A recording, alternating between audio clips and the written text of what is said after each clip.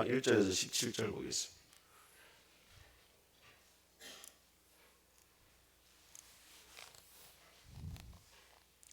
하나님의 말씀 요수아 3장 1절에서 17절 한 절씩 교독하겠습니다. 323페이지 구약 성경입니다. 1절입니다. 또 요수아가 아침에 일찍 일어나서 그와 모든 이스라엘 자손들과 더불어 시딤에서 떠나 요단에 이르러 건너가기 전에 거기서 유숙하니라. 백성에게 명령하여 이르되 너희는 레위 사람 제사장들이 너희 하나님 여호와의 언약궤 매는 것을 보거든 너희가 있는 곳을 떠나 그 뒤를 따르라.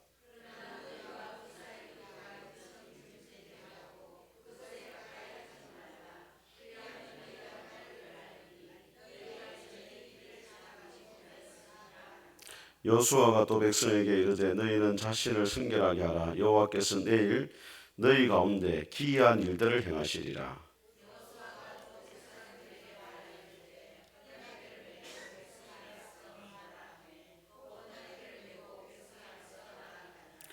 여호와께서 여호수아에게 이르시되 내가 오늘부터 시작하여 너를 온 이스라엘의 목전에서 크게 하여 내가 모세와 함께 있었던 같이 너와 함께 있는 것을 그들이 알게 하리라.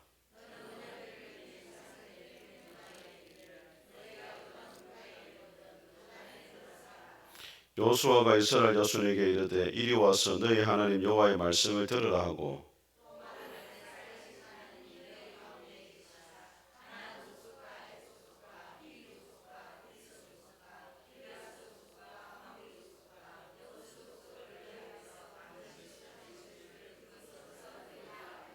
보라 온 땅에 주의 언약궤가 너희 앞에서 요단을 건너 가나니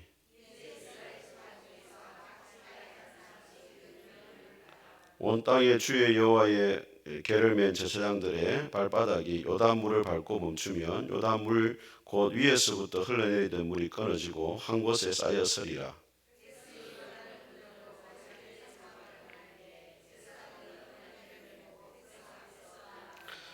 요단이 곡식 거두는 시기에는 항상 언덕 위에 넘치더라. 궤를 맨 자들이 요단에 이르매 궤를 맨 제사장들의 발이 물가에 잠기자.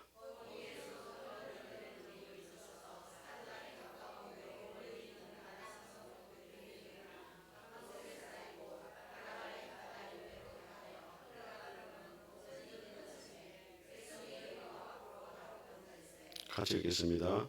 여호와의 언약궤를 맨 제사장들은 요단 가운데 마른 땅에 굳게 섰고 그 모든 백성이 요단을 건너기를 마칠 때까지 모든 이스라엘은 그 마른 땅으로 건너갔더라. 아멘. 이 시간 우리 이태원 목사님 나오셔서 하나님 말씀을 전가하겠습니다.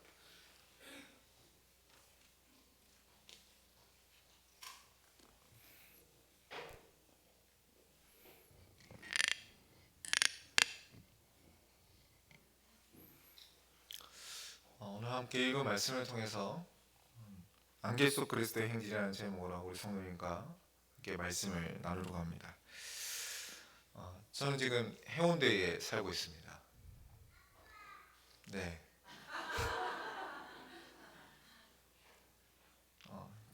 자랑하려고 이 말을 꺼낸 것이 아니고요.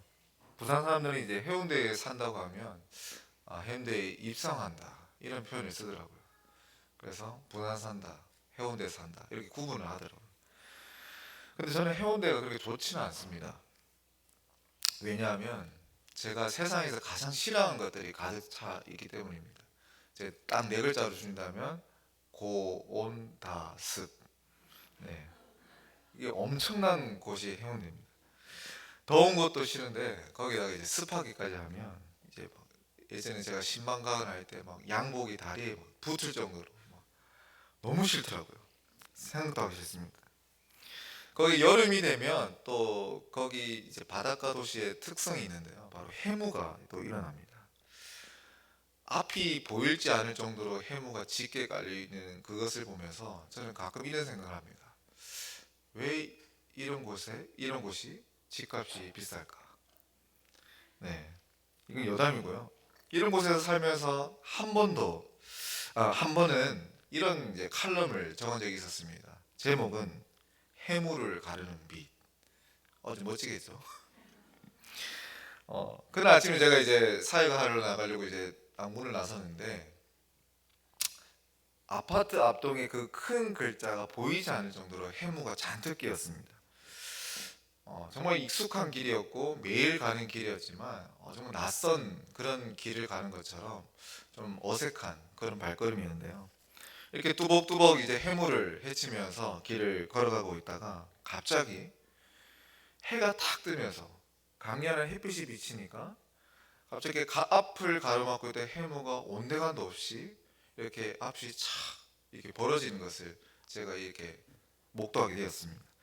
그런 이제 진기한 광경을 보면서 그 느낌을 이제 적었던 것 같습니다. 어떻게 보면 당연한 것을 보면서 왜 그렇게까지 생각하느냐라고 말할 수 있겠지만 그 광경을 바라보면서 제가 문득 든 생각은 바로 이것이었는데요. 우리 인생, 그리고 더 구체적으로는 그리스도인들의 인생의 길과 그 길을 인도하시는 하나님의 손길이 바로 이와 같은 것이 아닐까라는 생각을 하게 되었습니다. 여러분, 많은 사람들은 앞으로의 일, 미래의 일을 두려워합니다. 여러분, 우리가 미래의 일을 먼저 알 수 있다면 얼마나 좋을까요? 미리 일어날 수 있는 사고도 피할 수 있고, 특히나 학생들, 공부 안 했다면 내일 일을 알 수 있다면 어떻게 하겠습니까? 시험 잘 칠 수 있겠죠. 더 생각해 본다면 내가 오늘보다 좀 더 나은 사람이 될 수 있을지도 모릅니다. 또 무엇보다 미래를 안다면 오늘 내가 잘못된 선택을 했던 것을 다시는 하지 않을 수 있는 것이 가장 큰 매력인 것 같습니다. 그러나 성경은요, 미래에 관련된 일, 우리가 앞으로 가보지 않는 그 일들은 하나님께 속한 영역이라고 아주 분명하게 또 명확하게 이야기하고 있습니다. 동시에 그렇다면 우리는 현재에 속한 사람으로서 그 앞의 일을 주관하시는 그 하나님께 집중하고 또 무엇보다 오늘을 살아갈 우리가 생각해야 될 가장 중요한 것은 당장 일어나지 않을 미래의 일에 대해서 걱정하는 것이 아니라 현재의 일, 그리고 지금 당장 내가 하나님 앞에서 어떻게 살아야 할지와 또 바르게 살아가야 함을 지속적으로 우리에게 가르쳐주고 강조하고 있는 거죠. 저는 설교를 통해서 마치 안개 속을 걸어가는 것만 같은, 또 내가 딛는 길의 결과를 알 수 없고, 또 지금 내가 선택을 했을 때에 그 선택의 성공의 결과를 보장받을 수 없는 그런 불확실한 미래와 또 도무지 나의 머리로는 알 수 없는 그런 내 앞날의 일로 인해서 또 망설이고 있는 성도님들과 함께, 또 매 순간 선택의 기로 앞에 놓인 우리 성도님들과 함께 어떤 마음으로 우리가 하나님의 자녀라면, 그리스도인들이라면 어떤 마음과 자세로서 그 길을 걸어 나가야 될지를 우리 함께 이 말씀을 통해 나눠보려고 합니다. 오늘 말씀의 주제는 바로 이것입니다. 우리 함께 따라 읽어볼까요? 하나님은 때론 우리의 인생을 넘치는 요단강 물로 인도하십니다. 그럼 우리가 부인할 수 없는 사실은요, 하나님께서는 때론 저와 우리 성도님들의 인생을 한치 앞도 알 수 없는, 또 그 결과를 예측할 수 없는 요단강 물 앞으로 하나님께서는 인도하신다는 사실입니다. 선택의 기로 앞에서 하나님의 자녀라면, 또 내가 그리스도인이라면 자연스럽게 이런 고민이 떠오를 겁니다. 하나님이 과연 기뻐하시는 선택이 뭘까? 어떤 것이 하나님이 기뻐하시는 일일까? 여러분, 이런 질문들은요, 하고 싶지 않아도 늘 따라오는 그림자와 같은 그런 질문들입니다. 여러분, 그럴 때마다 하나님께서 나타나셔서 태원아, 그거 진짜 하지마. 너 진짜 그 길로 가면 죽어. 너 거기 가면 절대 안 돼. 이렇게 내가 잘못된 길을 선택할 때마다 그것을 멈추라고 하나님께서 당당 나에게 말씀하신다면, 또 단도직입적으로 또 명확하게 나에게 갈 길을 하나님께서 보여주신다면 여러분 얼마나 좋을까요? 그렇지 않습니까? 그런데 이것도 하나님의 뜻인 것 같고, 또 저것도 하나님의 뜻인 것 같고, 이 사람의 말을 들으니까 여기 가면 또 좋을 것 같고, 저 사람의 말을 들으면 저것도 맞는 것 같고, 어떻게 보면 나중에 보면 다 하나님의 뜻 같습니다. 나중에 어떤 것이 옳은 선택인지 모른 채 낙심하거나 또 단념하게 된 경험들도 여러분들 가운데 분명히 있을 것 같습니다. 그러나 우리 인생이 그러할지라도 분명한 것은요, 미래를 주관하시는 하나님께서 어떤 분명한 목적과 뜻으로 때론 나의 인생을 선택의 기로 앞으로 이끌어 가신다는 사실입니다. 이 사실을 오늘 본문이 우리에게 분명하게 가르쳐주고 있습니다. 오늘 본문은요, 애굽의 노예로 있었던 이스라엘 백성들을 구원해내신 하나님께서 40년 광야 생활의 마지막 여정, 그들을 마지막 여정으로서 그들을 요단강 앞으로 인도해 내신 사건을 기록한 말씀입니다. 여기서 이스라엘 백성들은 커다란 벽을 만나게 됩니다. 왜냐하면 그들 앞에 지금 뭐가 서 있습니까? 요단강 물이 흘러 넘치고 있었던 거죠. 사실 지금의 요단강이라고 하기에는 많이 말라버린 상태고 폭도 많이 좁아진 상태이지만 그때 당시에는 꽤 규모가 또 있었고 또 백성들이 지금 이 성경이 기록될 당시 건너갈 그 시기에는 레바논 산맥의 그 눈이 녹아서 쏟아지는 그런 시기였기 때문에 강의 폭이 더 넓어졌고 또 깊이가 더 깊어진, 또 무엇보다 물결이 엄청 강해진 그런 범람했던 시기였습니다. 이런 상태에서 일부 장정들만 건너간다, 뭐 배를 조금 짜서 띄워서 밧줄로 묶어서 간다, 이거는 뭐 가능할 수도 있겠죠. 그런데 백성 전체가 그 강을 건넌다는 것은 현실상 불가능한 일이었습니다. 그런데 여러분 여기서 한번 생각해 봐야 될 문제가 있습니다. 그게 뭐냐면 그들은 왜 하필 또 왜 이 시기에 요단강에 도착하게 되었을까? 좀 이상하지 않습니까? 광야의 행진을 여러분 떠올려 보시면 그들이 했던 것은, 그들이 유일하게 할 수 있었던 것은 하나님의 인도하심을 받는 거였습니다. 낮에는 구름 기둥을 따라서, 밤에는 불 기둥을 따라서 걸어갔을 뿐입니다. 그렇다면 이 목적지의 여정에 도착하는 것은 누구 잘못입니까? 내비게이션을 잘못 입력한 이스라엘 백성들 잘못입니까? 아니죠. 답은 하나님께 있습니다. 하나님께서는 어떤 분명한 목적으로 이스라엘 백성들을 요단강이 마를 때가 아닌, 적당히 건너갈 만한 그런 때가 아닌 그 강이 범람한 때에 그곳으로 그들을 이끄신 것입니다. 그런 의미에서 오늘 그들이 직면한 벽은요, 하나의 성장을 위한 시험과도 같은 성격인 것입니다. 지금까지 그들은 마치 어머니의 품속에 있던 갓나라기처럼 하나님의 품 안에만 안겨 있었다면 이제 그들은 스스로 먹고 일어나며 하나님의 뜻을 행할 수 있는, 그리고 그런 자처럼 성장하는 것이 필요했던 겁니다. 처음에 그들이 하나님께서 이미 갈라놓으신, 그들이 건너기 전에 하나님께서 모세를 통하여 갈라놓으신 그 홍해를 바라보면서 그들이 건넜다면 이제는 그들은 아직 갈라지지 않는 요단강을 믿음으로 건너야 하는 그런 순간에 그들이 지금은 직면하고 있는 것입니다. 이처럼 하나님은 이와 같은 시험과 또 믿음의 선택의 기로를 통하여서 자신의 백성들을 성장시키시고 더 나은 길로 이끌어 가신다는 사실을 우리 성도님들이 반드시 이 말씀을 통해 기억하셨으면 좋겠습니다. 그런데 이런 하나님의 이끄심 속에서 여러분 중요한 것은요, 우리가 유익과 성장을 얻어야 된다는 겁니다. 하나님 왜 하필 나를 이런 곳으로 이끄십니까? 라고 하면서 요단강을 등지고 돌아서는 것이 우리에게 유익이 아니라 이 과정을 통해서 하나님께서 우리를 그곳으로 이끄셨다면 여러분 그 과정을 통해서 우리는 성장과 유익함을 얻어야 된다는 겁니다. 여러분 그렇게 되기 위해서는 우리가 마치 안개 속을 행진하는 것 같은, 그리고 그것을 건너는 그리스도인들의 자세가, 또 분명한 목적이, 또 분명한 마음이 필요하다는 거죠. 왜냐하면 앞서 언급했듯이 미래의 일은 그 누구도 예측할 수 없습니다. 하나님만이 아실 수 있는 영역이고 하나님만이 우리를 선하게 이끄실 그 능력이 있습니다. 여러분 그 사실을 믿으시길 바랍니다.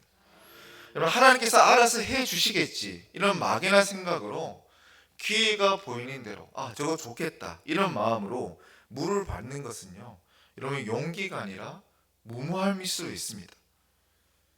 저는 오늘 요단강 앞에서 하나님께서 여호수아를 통해서 이스라엘 백성들에게 무엇을 준비시키고 또 무엇을 요구하시고 또 어떻게 그 과정들을 이끌어 가시는지를 살펴보면서 여러분 우리의 기준을 바르게 세웠으면 좋겠습니다.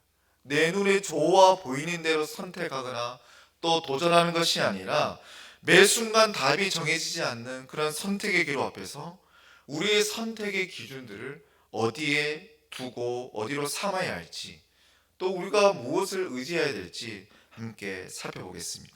첫 번째로 함께 따라 봅시다. 거룩의 길로 이끄시는 아버지의 뜻을 생각해야 합니다. 그럼 이 말씀을 통해 우리의 첫 번째 기준으로 삼아야 되는 것은 하나님께서 어떤 과정을 우리가 가든지 거룩의 길로 이끄시는 하나님의 뜻이 우리 가운데 있음을 여러분 기억하시기를 바랍니다. 내가 어떤 길을 걷든지 여러분들이 어떤 선택을 하든지 우리는 하나님께서 내가 가는 길을 통하여서 내가 어떤 사람이 되기를 원하시는가 이것을 기억하시면서 그것을 선택의 기준을 삼는 자가 되어야 된다는 말씀입니다. 왜냐하면 이것이 바로 하나님께서 우리를 구원하신 목적과 이유이기 때문입니다. 여러분 출애굽기 19장 5절과 6절의 말씀을 제가 읽어드리겠습니다. 세계가 다 내게 속하였나니 너희가 내 말을 잘 듣고 내 언약을 지키면 너희는 모든 민족 중에서 내 소유가 되겠고 너희가 내게 대하여 제사장 나라가 되며 거룩한 백성이 되리라. 너는 이 말을 이스라엘 자손들에게 전할지니라. 여러분 이것이 바로 하나님께서 이스라엘 백성들을 구원한 목적 그리고 더 나아가서 온 세계를 구원하시고자 하는 이유와 목적이십니다. 하나님께서 이런 목적을 위해서 이스라엘 백성들을 먼저 애굽 땅에서 이끌어내셨습니다. 그리고 그들을 넘실거리는 물가로 지금 이끄시고 계십니다. 이러한 사실을 본문 우리가 읽었던 본문의 5절에 그 하나님의 명령에서도 우리는 발견할 수 있는데요. 우리 5절을 함께 읽어보도록 하겠습니다. 함께 읽겠습니다. 여호수아가 또 백성에게 이르시되 너희는 자신을 성결하게 하라. 여호와께서 내일 너희 가운데 기이한 일들을 행하시리라. 여러분 이것을 통해서 우리는 하나님께서 오늘 이 가운데 무엇을 보여주고자 하시는지 우리는 하나님께서 이런 일들을 통해서 우리가 어떤 길을 걸어 나가길 원하시는지 또 계속해서 어떤 존재로 서 나가기를 원하시는지를 발견할 수 있습니다. 무엇입니까? 거룩한 존재입니다. 너희가 이 과정을 통해서 너희가 더욱더 너희 자신을 어떻게 하라고 했습니까? 성결하게 하라. 여러분 이에 동시에 중요하게 기억해야 될 한 가지 사실이 더 있습니다. 우리가 안개가 깔려 어디로 가야 될지 모르는 길 앞에서 그리스도인들이 거룩을 기준으로 삼아야 될 그 이유가 하나님의 목적 그뿐만 아니라 하나님께서 그 거룩을 통해 일하시기 때문입니다. 여러분 다시 한번 설명해 드리자면 하나님께서는 그 과정들을 통해서 우리를 거룩한 존재로 만들기 위해서 때로는 우리에게 시험을 주고 그런 기로 앞에 우리를 몰아세우기도 하지만 또한 하나님께서 그 거룩을 통하여서 하나님의 기적을 우리 가운데 행하시기 때문입니다. 여러분 그래서 거룩을요 우리는 단순히 경건의 차원으로 여겨야 될 것이 아니라 거룩을 하나님의 능력으로 삼으시기를 바랍니다. 여러분 우리가 거룩해질 때 우리 삶 가운데 하나님의 능력이 나타나는 것입니다. 여러분 이를 두고 청교도인들은 우리가 하나님의 기적을 경험하기 위해서는 먼저 우리의 마음의 틀을 거룩하게 만들어야 된다라고 말하고 있습니다. 너희가 하나님의 능력을 담고 싶으냐? 그렇다면 너희 마음속에 거룩한 그릇을 준비하여라. 그렇게 하기 위해서 우리는 매 순간 거룩의 길로 향해야 되는 것입니다. 그렇게 될 때 그 가운데 하나님의 은혜와 또 돕는 손길을 경험하게 될 것이라고 말씀은 우리에게 분명히 이야기하고 있습니다. 여러분, 그렇기 때문에 우리는 유혹 앞에서, 또 무엇보다 답이 없는 것과 같은 그런 인생의 기로 속에서 더욱 내가 가고자 하는 길이 과연 하나님이 바라는 길일까? 이런 질문 속에서 여러분, 우리는 과연 가장 먼저 무엇을 고민해야 되겠습니까? 하나님께서 이 길을 통해서 정말 내가 거룩한 자가 되기를 바라시는가? 여러분, 이것을 가장 먼저 고민하는 우리 성도님들이 되었으면 좋겠습니다. 내가 나의 선택을 통해서 하나님이 거룩한 분으로 드러날 수 있는가? 내가 거룩한 자로서 더욱더 걸어나갈 수 있는 그런 성장의 기회가 될 수 있는가? 이것을 먼저 가장 고려하고 그것을 추구하는 인생이 되어야 함을 우리 성도님들이 꼭 기억하시기를 바랍니다. 여러분, 마지막으로 함께 따라했으면 좋겠습니다. 거룩을 선택할 때 하나님이 기뻐하십니다. 우리 두 번째로 함께 따라해 봅시다. 내 신뢰의 대상이 무엇인지 생각해야 합니다. 우리가 선택의 기로 앞에서 두 번째로 고민해야 될 것이 바로 이것입니다. 내가 내 마음속에 무엇을 의지하고자 함인가? 여러분, 앞서 살펴본 대로 하나님은 때론 우리의 인생을 물을 밟을 수밖에 없는 상황으로 내몰아 가시기도 합니다. 이때 우리는 그 앞에서 어떤 것이 하나님의 뜻인지, 또 그 뜻을 우리는 다 헤아릴 수 없고, 용기를 내어서 물을 밟아보기 전까지는 하나님의 일하심을 또 알지 못할 때가 분명히 오게 됩니다. 그야말로 이것도 맞고 저것도 맞는 상황, 또 답이 보이지 않는 상황이죠. 그 당시를 여러분 한번 생각해 본다면 여러 사람이 여호수아에게 이런 말을 했지 않겠습니까? 여호수아요, 물이 잠잠해질 때까지 기다리는 것이 합리적인 것 같습니다. 아니면 조금 돌아가더라도 우리가 안전하게 가는 게 좋을 것 같습니다. 저 어린아이 보십시오. 이 광물을 잘못 밟다가 어떻게 되는지 아시지 않습니까? 혹은 어떤 사람들은 우리가 힘을 모아서 정말 나무를 끌어 모아서 큰 배를 만들어 가지고 우리가 안전하게 우리가 한번 가봅시다. 여러분, 이런 각자의 생각과 또 상황을 맞춰보면 틀린 말이 하나도 없는 거죠. 하나님께서 우리를 이런 상황으로 내모신 이유 또한 여러분 분명한 목적이 있습니다. 그것은 앞서 살펴본 대로 우리를 더욱더 거룩한 존재로 만드시고자 하는 그런 것과 마찬가지로 하나님께서는 이런 과정들을 통해서 하나님의 자녀들이, 또 하나님의 백성들이 아버지 하나님을 신뢰함으로써 더욱더 믿음의 자녀들로 성장되길 바라는 것이 오늘 인생을 향한 하나님의 뜻임을 우리 성도님들이 기억하셨으면 좋겠습니다. 여러분, 하나님은 이런 성장의 과정을 통하여 우리를 거룩한 존재와 더불어 믿음의 존재가 되기를 바라십니다.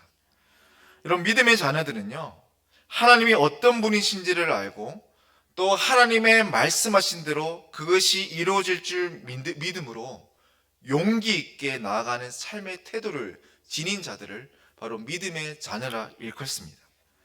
하나님은 바로 이런 모습들을 우리 삶 가운데 원하십니다. 지금 여기 앉아 계시는 여러분들이 그런 사람이 되기를 하나님은 간절히 바라고 계십니다. 그래서 하나님은 요단강을 직면하는 이스라엘 백성들을 향해서 우리의 상식으로는 전혀 예상하지 못한 방법을 지금 던지고 계신 겁니다. 여러분, 13절을 함께 읽어보겠습니다. 13절입니다. 온 땅에 주 여호와의 궤를 맨 제사장들의 발바닥이 요단물을 밟고 멈추며 요단물 곳 위에서부터 흘러내리던 물이 끊어지고 한 곳에 쌓여 서리라. 여러분, 지금 하나님께서는 지금 무엇이라고 뭐를 하라고 지금 말씀하고 계십니까? 제사장들이 여호와의 언약궤를 메고 앞장서서 지금 거세게 흐르고 있는 요단강에 들어가라고 지금 말씀하고 계십니다. 그리고 그것을 너희들이 구경만 하는 것이 아니라 제사장과 함께 너희들도 따라 그곳에 들어가라 라고 하나님은 말씀하십니다. 여러분 14절과 15절 제가 읽겠습니다. 백성이 요단을 건너려고 자기들의 장막을 떠날 때에 제사장들은 언약궤를 메고 백성 앞에서 나아가니라. 요단이 곡식 거두는 시기에는 항상 언덕에 넘치더라. 궤를 맨 자들이 요단에 이르며 궤를 맨 제사장들의 발이 물가에 잠기자. 여러분 제가 지금 그 장면을 쭉 읽어드리고 있습니다. 여러분 이 묘사를 여러분 머릿속에 상상해 본다면 지금 백성들이 숨을 죽이고 지금 뭐만 지금 쳐다보고 있습니까? 그래 제사장들의 발만 쳐다보고 있죠. 지금 백성들의 긴장이 극도에 달하고 있습니다. 상상해 봅시오. 모든 백성들이 멀밭이 서가지고 물이 넘치거리는 그곳으로 언약궤를 메고 가는 그런 제사장들의 발만 쳐다보는 그런 긴장 가운데 있는 거죠. 점점 그 발이 물가에 닿을수록 어떤 사람들은 못 보겠다, 눈을 감자, 주여 어떻게 되겠습니까? 기도하는 분도 계시겠죠. 이런 상황 가운데 하나님께서는 제사장들을 향해서 너희는 물을 밟으라 말씀하십니다. 여러분 이 장면이 글로 읽어서 체감이 안 되시겠지만 저는 이 장면을 읽으면서 정말 등골이 오싹했습니다. 왜냐하면 제가 어릴 때 그 장마 기간에 동네에서 수영을 하다가 한번 죽을 뻔한 적이 있었거든요. 예를 들면 어릴 때 객기라고 하죠. 평상시에 뭐 수영하러 가면 되는데 친구들끼리 막 비가 올 때 야 태훈아 수영하러 가자. 남자라면 이 정도 날씨에 수영할 수 있지 않겠나. 그것도 그냥 하면 재미없으니까 이 강에서 제가 수송대 근처에 살았거든요. 이 강에서 저기까지 제일 꼴찌로 도착하는 친구가 스쿠버바 써야 된다. 그래서 진짜 목숨을 걸고 했습니다. 자 시작 하는 순간에 제가 뛰어들었고 제가 눈을 떠보니까 저게 다리 밑에서 저를 발견하겠더라고요. 너무나 그 물살이 세가지고 뭐 수영을 이렇게 손을 2번 하기 전에 이미 제가 떠내려가고 있더라고요. 정말 죽을 뻔했습니다. 왜냐면 그런 죽을 뻔한 제가 이 장면을 생각해 봤을 때 와 저거 밟으면 100% 어떻게 돼요? 언약 깨고 뭐고 착 쓸려가겠다 이렇게 생각이 드는 거죠.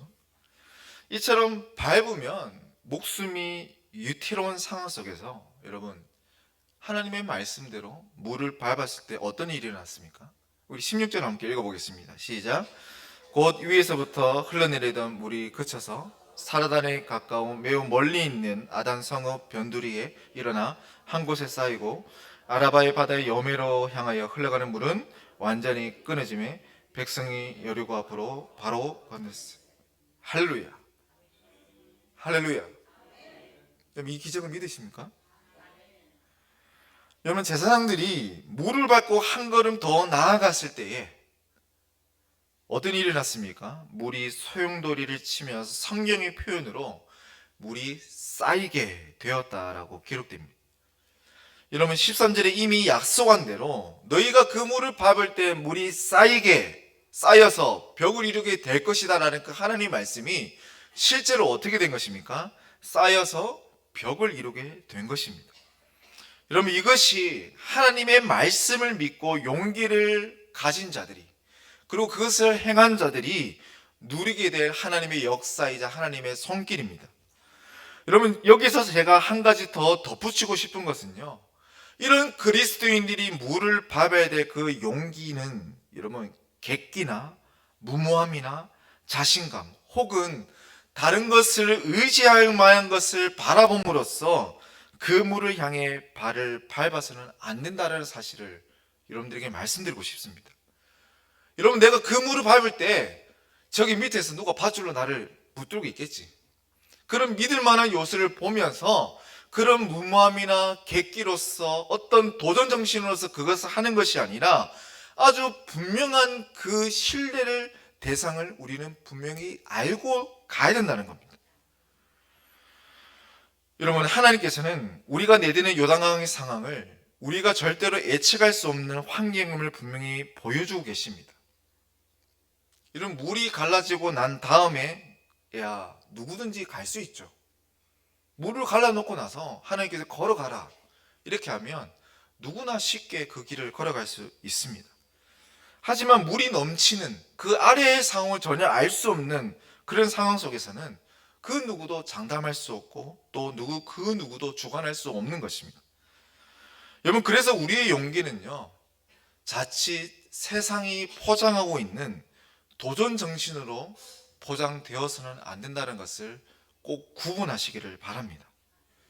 여러분, 우리가 가져야 될 용기, 정말 본받아야 할 것들이 이것을 보면서 내가 이걸 보면서 어디서나 그냥 담대하게 그냥 용기 있게 하면 되겠다, 이것이 돼서는 되는 것이 아니라 오늘 분명히 우리가 이 11절의 말씀을 통해서 이들이 가진 용기가 바로 어디에 근거하고 있느냐, 말씀에 근거하고 있음을 여러분들이 꼭 기억하셨으면 좋겠습니다.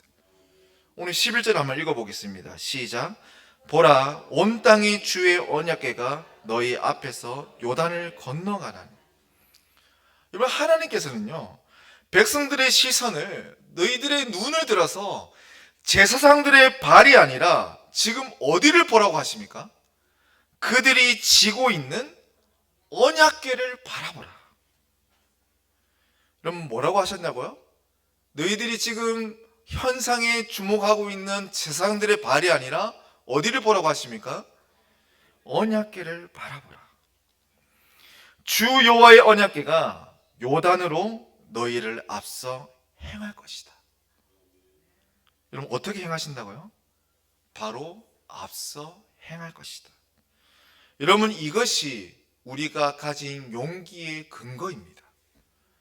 내가 도전 정신이 많아서 그것을 할 수 있다, 내가 그것을 해봐야 되겠다, 이것이 아니라 우리가 내드릴 수 있는 그 첫걸음의 그 근거는 어디에 있다라고요? 말씀에 있다라는 겁니다. 여러분, 그래서 우리가 이런 근거를 가지고, 이런 기준을 가지고 선택할 때에 그 선택이 비로소 우리의 무모함이 아닌 용기 있는 선택이라 말할 수 있는 것입니다. 우리 마찬가지로 함께 따라봤으면 좋겠습니다. 말씀을 바라보며 용기 있게 밟을 때에 하나님이 책임지십니다. 믿으십니까? 하나님의 말씀에 근거하여서 불확신 속에서 용기 있게 우리가 무언가를 선택할 때에 우리보다 앞서 가시는 하나님께서 여러분, 마치 그 강물이 애초에 거기 없는 것처럼 우리를 걸어가게 하실 것입니다.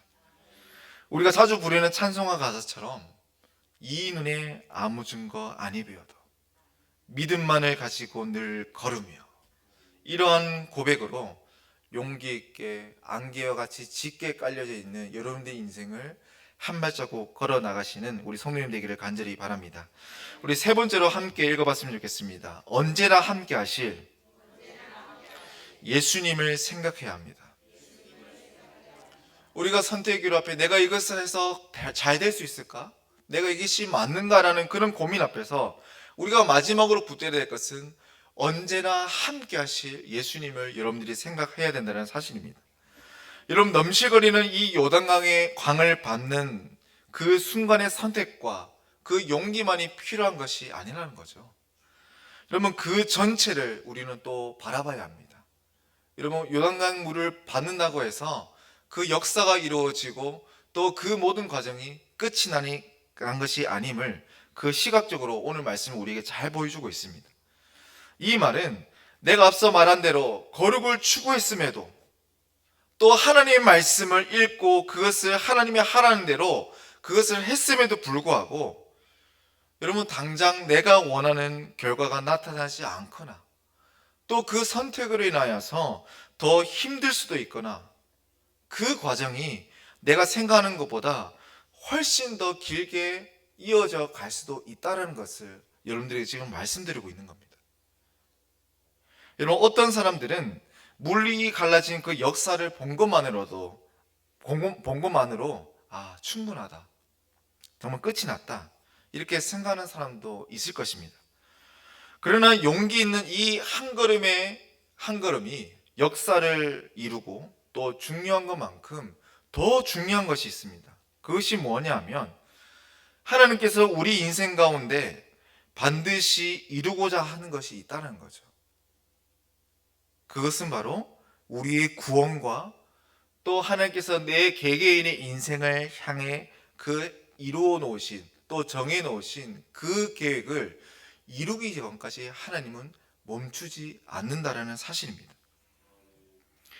그래서 우리는 한순간의 선택과 그로 주어지는 결과와 또 보여지는 것들로 모든 것이 끝났다라고 여러분 섣불리 판단해서 안 된다는 사실을 꼭 기억했으면 좋겠습니다. 여러분 예전에 강호동 씨가 이런 말을 한 적이 있습니다. 사람들은 인생에서 성공과 실패가 있다 이렇게 이제 구분하지만 그 사람이 이렇게 얘기하더라고요. 인생에는 성공과 과정만이 있다. 이 말에 동의하십니까? 동의 안 하시는 것 같은데요. 되게 성경적이지 않습니까? 어떤 사람들이 이것을 조금 해보고 나 실패했어. 지금 내가 하던 일을 바라보면서 그 현상만 바라보면서 단적인 면만 잘라보면서 나는 실패자야. 이거 잘못됐어. 이렇게 섣부르게 판단한다는 거죠. 그러나 그리스도인들이 가져야 될 것은 뭐냐면 지금 내 눈에 보이는 그 순간이 끝이 아니라는 사실입니다. 예수님 믿지 않은 그 사람도 뭐라고 합니까? 실패가 있는 것이 아니라 성공과 그것을 이루어가는 과정만이 있다. 우리가 걸어가는 길도 마찬가지죠. 지금 순간이 좀 꼬여 보여도 뭔가 잘못된 것처럼 느껴지게 보일지라도 뭡니까? 하나님께서 반드시 내 가운데 이루고자 하는 그것이 있고 또 그 과정이라는 것을 여러분들이 생각해야 된다는 사실이죠. 여러분, 그래서 우리는 한순간의 선택과 그에 주어지는 결과로 지금 보는 것들로 인해서 내 모든 것이 끝났다 이렇게 생각하는 성도님들이 되지 않았으면 좋겠습니다.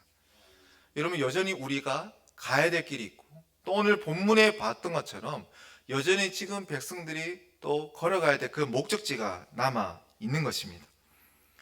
홍해를 건넜던 그들이었지만 여러분 갈라진 물 사이로 건너는 것은 여전히 어색한 광경일 것입니다. 그렇지 않습니까? 수많은 시간이 소요될 것이고 또 그 과정들을 걸어가면서 하나님께서 벽처럼 물을 쌓아놨지만 누가 이것을 잘못 건드리게 되면 또 어떤 생각을 할 수 있습니까? 물이 무너지면 어떻게 될까? 이런 생각을 하시지 않겠습니까? 또 막 마음을 졸이면서 나 폐쇄 공포증 있는데 어떡하지? 또 이렇게 걸어가는 사람도 있을 겁니다. 여러분 이런 상황 속에서 하나님께서 어떻게 그들을 끝까지 인도하셨는지를 여러분 꼭 기억하시기를 바랍니다. 17절을 함께 읽겠습니다. 시작. 여호와의 언약궤를 맨 제사장들은 요단강 그 모든 백성이 요단을 건너기를 마칠 때까지 모든 이스라엘은 그 마른 땅으로 건너갔다. 여러분 이 장면을 한번 눈을 감고 생각을 한번 해보시기 바랍니다. 눈 감고 주무시라는 게 아니고요. 여러분 방금 읽은 17절의 말씀을 한번 머릿속에 탁 그려보시기 바랍니다. 감동이 밀려오지 않습니까? 그들보다 먼저 가신 하나님께서 그들 가운데 계셨고 또 그들이 다 지나갈 때까지 그 자리를 지키고 계신 모습을 여러분 한번 떠올려 보시기 바랍니다. 여러분 가슴이 뭉클해지지 않습니까? 모든 백성이 요단을 건너기를 마칠 때까지 모든 이스라엘은 그 마른 땅으로 건너갔더라. 이 결과가 있기 전에 뭐가 있습니까? 언약궤를 맨 제사장들은 요단 가운데 마른 땅에 굳게 섰고,